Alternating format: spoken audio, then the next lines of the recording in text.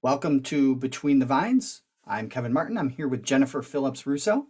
We have a special podcast today in regards to our most recent and also upcoming Growers Conference, our Winter Growers Conference. If you don't know, it was a hybrid event this year, and we're about halfway through the event in that the virtual part has been completed, and we have an in-person part coming up on March 16th. So we wanted to take this time to give you a little teaser about what that virtual program looked like, and also a reminder that you can still register for the in-person Growers Conference on March 16th. If you do and you happen to miss the virtual events and you'd like copies of those talks in full, we'll be able to give those to you at that in-person event. In the meantime, we're going to share with you excerpts from the virtual event, the second virtual event we had yesterday. We had three speakers, two of them special guests. Dr. Lynn Sosnoskie, she's an assistant professor at the School of Integrated Plant Science of Horticulture at Cornell Agritech. Go Big Red. We also had Bryan Hed. You probably know Bryan Hed if you're a regular of the Lake Erie Regional Grape Program, as he often joins us. He's a research technologist with the Lake Erie Grape Research and Extension Center and part of the Lake Erie Regional Grape Program on the research side. And Andy Muza, our extension educator team member. He also joined us for the virtual event. Jen, do you want to mention anything about what everybody's going to see here today? Yes, thank you. So Dr. Lynn Sosnoskie started us off. She is a weed scientist at Cornell University. So she focused her section on weeds in vineyards, not just weed identification, giving out some great apps for your use so that you can help decide what tool to use to combat that pest, but also upcoming research or current research and upcoming tools to help mitigate some of the weed issues that are going on in our vineyards. She also even asked for information about the honey vine milkweed, which I know a lot of you are struggling with. So she put herself out there to wanting to take some samples of it. It was a really great, everybody was engaged. She had a great presentation. And like Kevin said, you can see it in full at our in-person conference if you ask for that. Then we had Bryan Hed. He was discussing diseases. So we covered three different categories in pest management during this virtual conference. Dr. Lynn Sosnoskie did weeds, Bryan Hed did diseases. He talked about some of the research that he's doing and new tools for your chemical toolbox that were coming out. And then we had our very own Andy Muza talking about pest identification and what you should look for and some of the thresholds. Thanks, Jen. And without further ado, we're going to cut to the event yesterday and enjoy. And if there's anything that you missed, please feel free to register for the conference and get a copy of this event in full. I think that we should also add, if you are looking for pesticide recertification credits in categories, that you can get 3 for New York State DEC and 6 for PDA. So if you are needing some credits in categories, sign up for our in-person grower conference. Right. And just to alleviate any confusion in case that results in any, because growers who did listen to this in person and live also received 3 credits as well. So the total conference as a package did offer 6 credits, but we are unable to do that unless it's a live event. So we hope you value the information, but unfortunately credits won't be available. There will be plenty of opportunities for more category credits in the very near future. So please join us for those if you need them. Across all commodities in the United States, and this is going to encompass our major agronomic commodities such as corn, soy, cotton, we use a lot of herbicides. They are the predominant pesticides that are being used in the U.S. This is 2012 data, and we're looking at a billion pounds of active ingredient being applied by all user groups across commodities, with herbicides representing about 60% of that. But herbicides might not always be desirable within a system, and there's a lot of reasons for that. One of those reasons is the development of herbicide resistance. But there's other injury potential and environmental concerns. related to herbicide use. And then another reason for maybe not wanting to use herbicides or certain herbicides within a system are changing consumer perceptions or regulatory mandates that might influence the utility of a product. We are going to need to focus on integrating old and new technologies into more diverse weed management systems. And it's really important to understand weed identification for a lot of different reasons, because weed ID, effective weed ID, might help you determine why you have certain species developing in one area versus another. There's a whole bunch of guidebooks out there. Weeds of the Northeast is a great ID book, but I get a lot of questions. Is there a phone app? Can I just take a picture? And is there a program that tells me what I'm looking at? And if you're not aware of them, yeah, there actually are. The ones that I have used and I've investigated and evaluated are called PlantNet and iNaturalist. You can get them through your app store, but always double check with a reputable source. If you're not certain about a weed identification, such as an extension specialist, a website that you trust, or a guide, there are some very good websites that I would suggest going to. This is at the Cornell Turf Weed ID website, turfweeds.cals.cornell.edu/plants. Another tool is Virginia Tech's Weed ID website, very much similar to the Cornell one. There's also a book out there that will have information about some common pests. And it might have been designed for annual cropping systems, but I think a lot of the information is applicable for perennial systems, and it's free. If you go to SARE's website, they have a guide, a new book. You can download the PDF for free. You can order a book in print. It's called Manage Weeds on Your Farm, a Guide to Ecological Strategies. It is an excellent book. It was developed here at Cornell University, and definitely recommend it. All right, so now that we got that out of the way, well, what about weed control technology and what's on the horizon?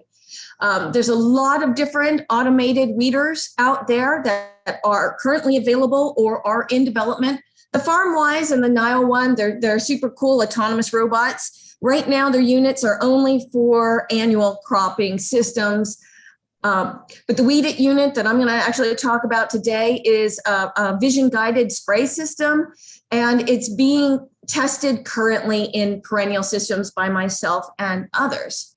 So with respect to electric weeders, I'm doing work in field and vegetable crops that from a New York Farm Viability funded project, but I also, with my colleagues at Oregon State and UC Davis, just got an OREI grant from the USDA to look at electrical weeding in perennial crops. We got it just this fall, and we're going to be starting our first season this summer.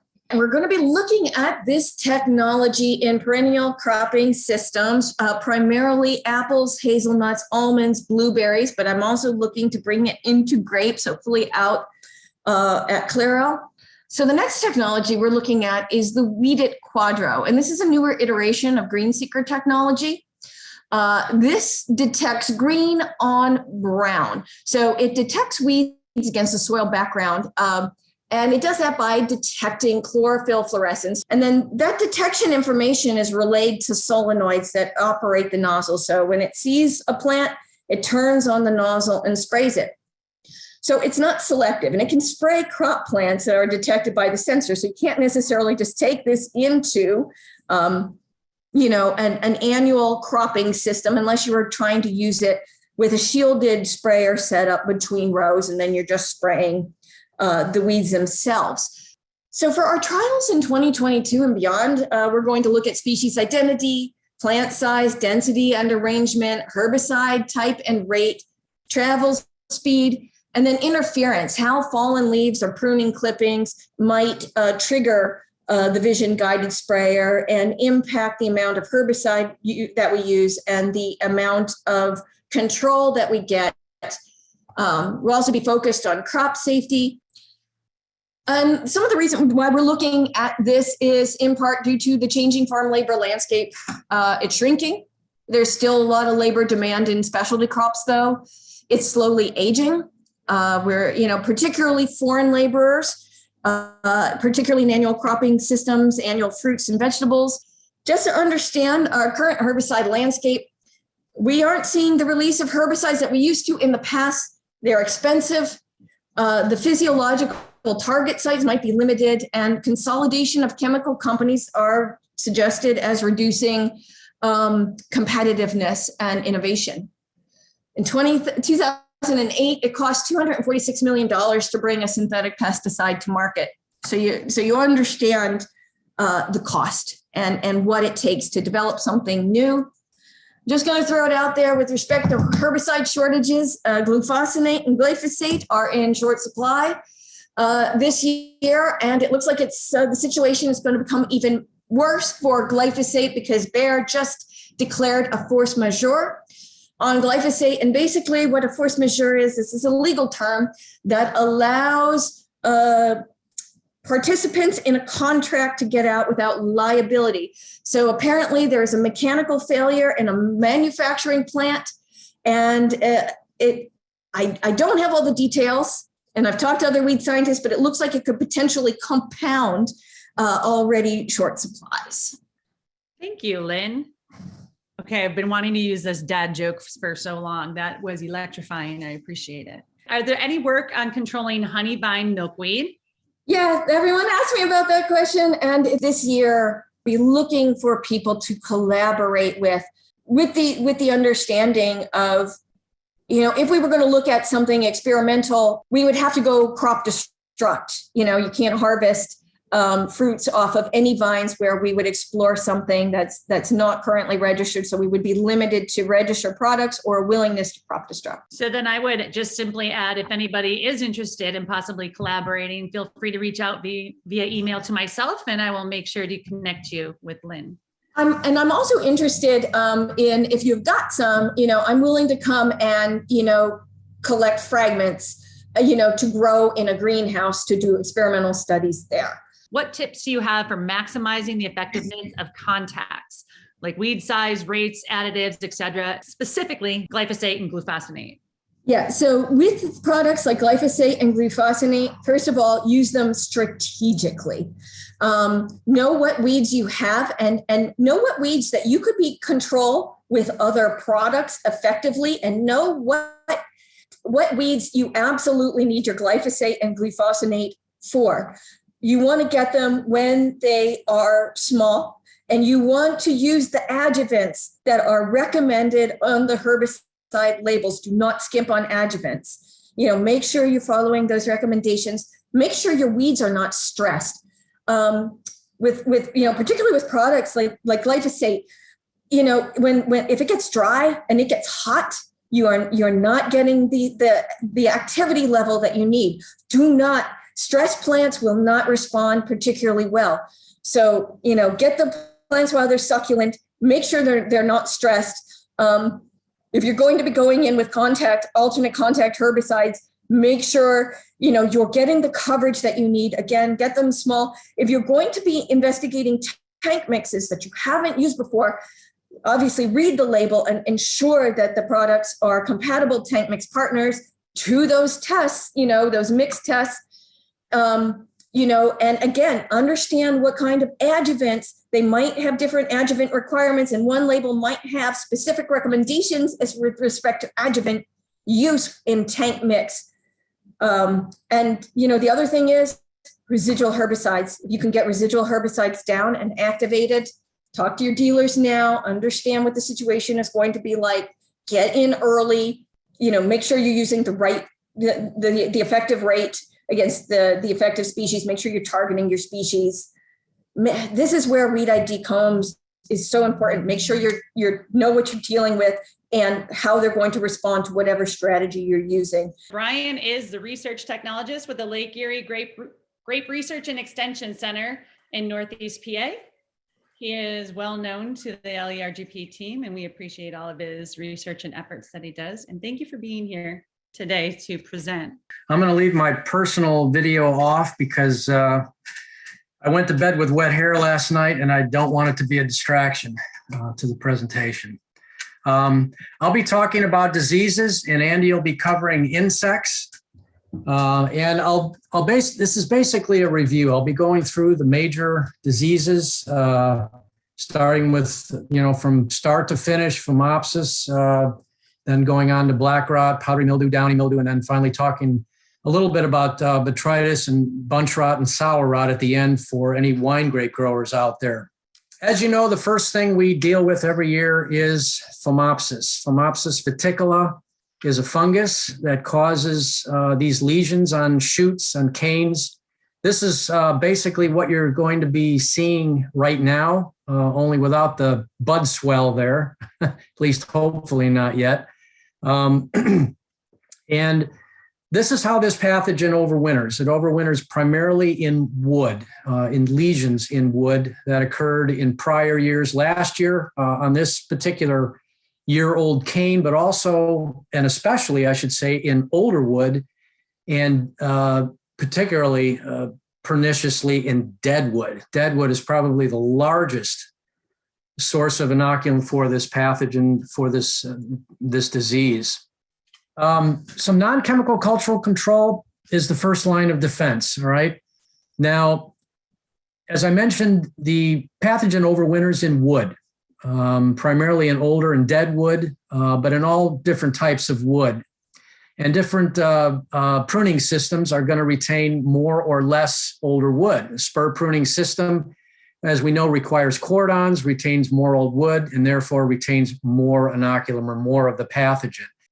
In order to control it, seasonal sprays of Captan, Mancozeb, and Xyrem, I think, are best. They are very effective. We don't have to worry about resistance developing to them, and they can be used multiple times throughout the season, particularly early in the season now to deal with Phomopsis. This early pre-bloom spray at 3 to 5 or 3 to 6 inch shoots is actually the most important spray for protecting against Phomopsis for the entire season.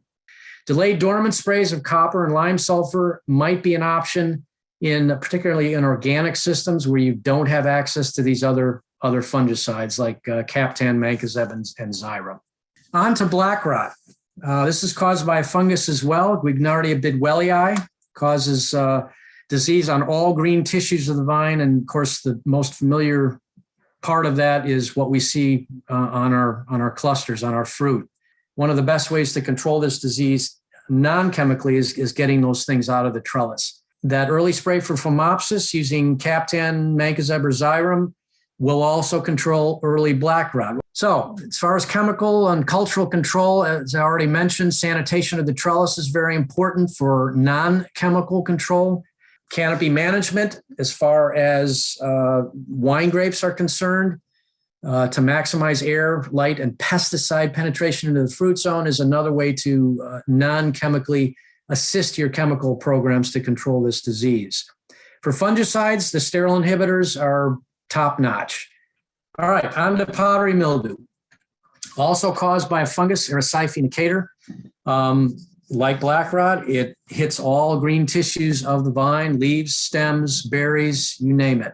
Immediate pre-bloom and first post-bloom spray are going to be your most important sprays for the natives, for the Concords, the Niagaras, okay? Sensitive hybrids and vinifera, you're going to require another spray, okay? To at least go to that top-notch system through the second post-bloom spray and use best materials, full rates, best coverage, tightest intervals, 10 to 14 days. 10 days is better than 14.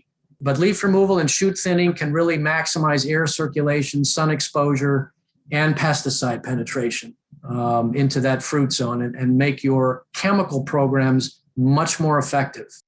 Newer materials, I'll mention two of them here for powdery mildew control. Sevia has been out for a few years. It's a sterile biosynthesis inhibitor, FRAC3. But it has just gotten a new label that will now make it available on all varieties. Before, you could only use it on vinifera. It's now available. The new label, the new 2022 label, has no varietal restrictions, so you can use it on Concord and hybrids now. It provides excellent black rot control and good to very good powdery mildew control in the trials I've seen. Gattin is also a new powdery mildew material. One of the greatest advantages here is that it's a new frac group, U13. We don't have any other chemistries for powdery mildew control in that frac group. So good resistance management material here, and it's also provided excellent results for powdery mildew control in the New York trials that I've seen. Lots of old standards and alternatives that can be used to control powdery mildew. All right, moving on to downy mildew. This is a disease that primarily is a problem in wet seasons. These are typical signs of what you'd see on early in the season on leaves. You see kind of a yellow oil spot symptom on the top. You turn the leaf over, and directly coinciding with that spot, that yellow oil spot on top, you're going to see that white downy sporulation underneath. Very diagnostic of the disease on leaves. This is what it looks like on shoots. Again, like the other diseases, it can affect all green tissues of the vine, leaves, shoots, berries, you name it. Cultural control for downy mildew, again, the same as all the other diseases. Reduce the environment for disease, especially around clusters with good canopy management. Last but not least, I want to talk about botrytis bunch rot control and then a little bit about sour rot control. This is a late season condition generally. Sometimes, in really wet seasons, we can see botrytis popping up earlier in the season around bloom, and it can be a problem around bloom, especially on susceptible wine varieties. But it is generally a late season condition that we see pop up, and particularly on wine varieties with compact clusters. One of the best ways to control this disease, and easier said than done, is to prevent injury to the fruit. So controlling botrytis with these botryticides can help control bunch rots and sour rots as well. I'm not going to go into all the materials here, but suffice to say, we have a lot of different frac groups involved here in botrytis control, and rotation should be a fairly easy thing. Some of the cultural controls for bunch rot, and I would have to say that of all the diseases we've discussed this morning, cultural control is more important for controlling bunch rot than all of these other diseases. You can go a long way to controlling bunch rot with cultural non-chemical control measures. All right, last but not least, I want to talk about sour rot. Related to bunch rot, of course, a lot of the controls I already described are going to go a long way to controlling sour rot. Because fruit flies are essential, applying insecticides then becomes a great way to controlling sour rot. And it can be very effective if it's applied in a timely fashion. You're on, Andy, from LERGP, our team representative and IPM from Penn State University. Thank you. So the first insect I'm going to touch on is spotted lanternfly. Now, I don't want anybody to get too nervous with this because we don't have this insect here yet, but I just wanted to talk about this a little to keep it in the forefront because we don't have it yet, but it's not a matter of if we get it, but when. So it's important that growers know how to identify the different life stages of the spotted lanternfly. So here you can see the egg mass, and that sort of looks like a splotch of mud. So know how to identify the egg mass, go out there and look in your vineyards. Also the different life stages. There's 3 life stages: egg, there's nymphal stage, and then there's the adult. If you do pick this insect up, or you suspect that you do, contact anybody in the grape team. Also, you can report this online to the Pennsylvania Department of Agriculture, or in New York to DEC. They have a website where you can go on and report that you found this insect. So when I'm talking about insect management, the first thing that the growers should have is the latest pest management, New York and PA pest management guidelines for grapes. Again, scouting recommendations, can't emphasize this enough. Hopefully you're out there at least weekly throughout the season. The more times you're out there is actually better, especially if you find hot spots of insects or diseases, you detect problems. what I mean by hot spots is, border areas around vineyards, low areas in vineyards. And make sure that you're keeping good scouting records when you're out there and good spray records, because then at the end of the season or even during the season, you can compare, what you're spraying and how effective that is. And then you build up a history of where these pests are occurring in your different blocks. So keep good scouting records and spray records. On the top left, you see this. This is a great flea beetle or steely beetle. They're shiny blue. And during the bud swell stage, both the great flea beetle and the climbing cutworm larvae, these two are ones that will feed on grape buds as they swell.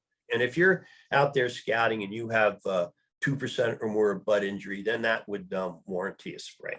At about between the 3 and the 12-inch stage is when you're likely to see these other two insects. These insects, the one on the top here is banded grape bug, and the one on the bottom is this Ligochorus. Early in the season, what they'll do is they'll feed on the flower cluster stems, the pedicel, or the flower cluster itself, or even on the rachis. And so you want to scout for those nymphs in the flower clusters, look in the flower clusters and the shoot tips. One way to do this, they're very difficult to see. So one way to do this is maybe go out there with a white paper plate and tap the shoots, and those nymphs should fall out onto the paper plate, and then you can get an idea of if you have them and maybe how many. Crop loss levels, when we become concerned about these, Greg Loeb did a lot of research on this, and if you find more than one nymph per 10 shoots, then that would warrant a spray. About the 3 to 5 inch stage, you could start looking for this insect, the grape plume moth.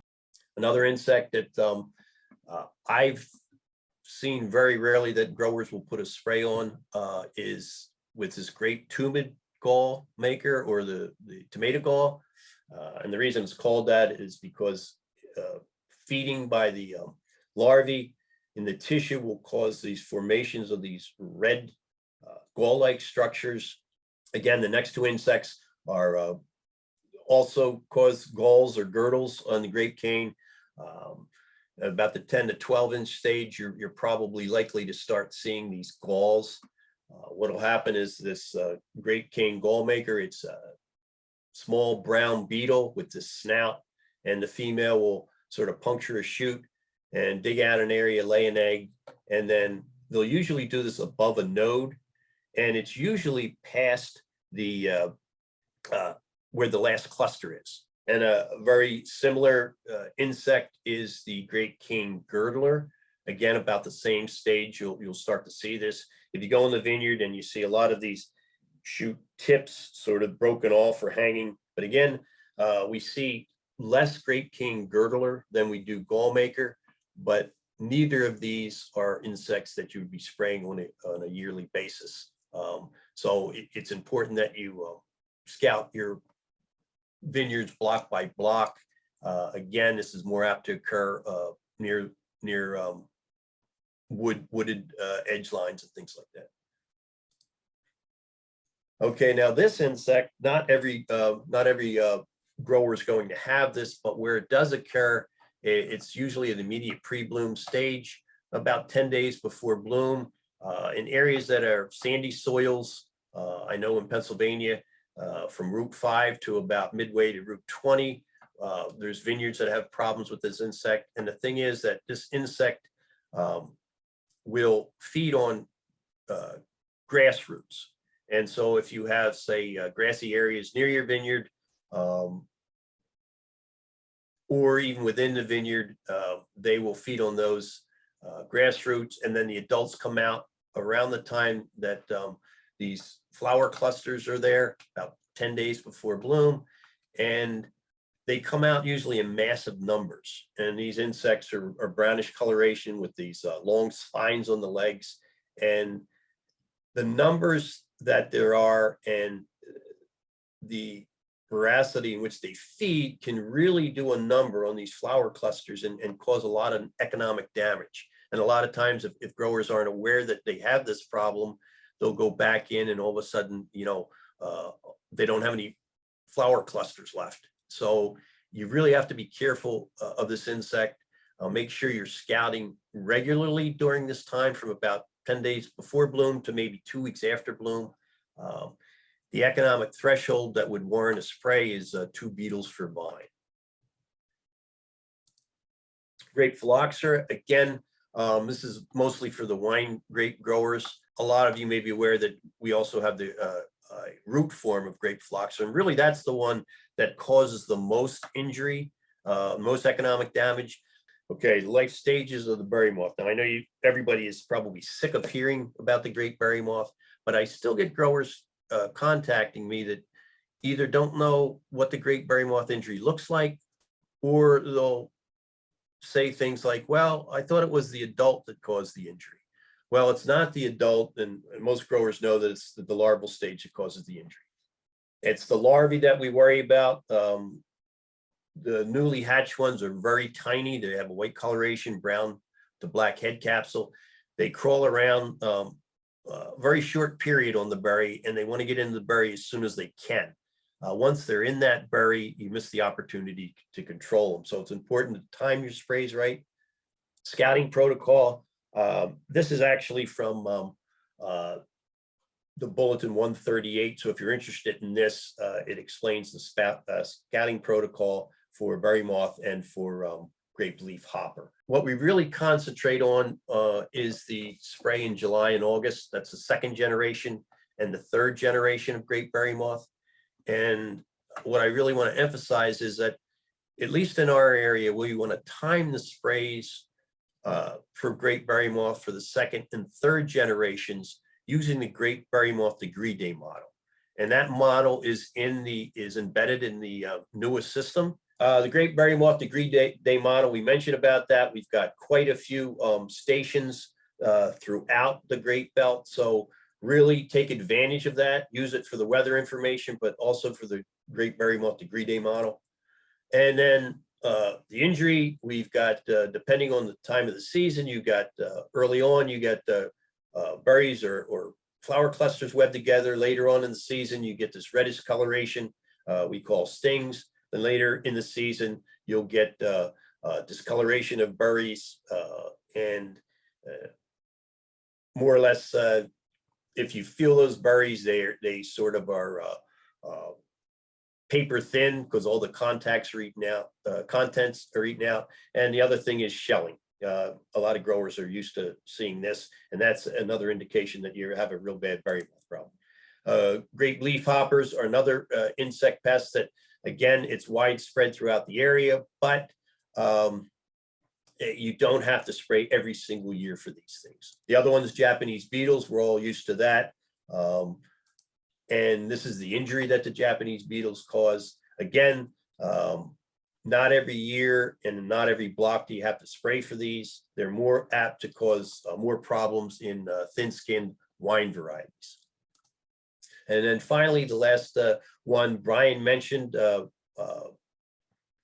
different fruit flies. This is the spotted wing, which was that invasive fruit flies, but common fruit flies also will spread the different bacteria that will cause sour rot. So Bryan already talked about that. So insect control with spraying for Drosophila is important in controlling sour rot. And that's usually, it's not a problem on usually Concord, but on your tight clustered wine varieties. And with that, I'm going to end just to remind growers that spotted lanternfly is coming here. It's not here yet, so make sure you'll be able to identify it and let us know if you suspect that you have picked up spotted lanternfly. So with that, I'm done. All right, I want to take this last moment to thank all of the presenters for joining us. In addition to that, please feel free, as we've reminded you a couple times at the beginning, to register for the in-person event. You can do that at lergp.cce.cornell.edu, and you can register on the events page for that in-person event. Thank you all for joining us. We'll be back next week, I believe, with some more regularly scheduled programming. I hope you enjoyed this special event, and we'll see you next week. Have a great week, everyone.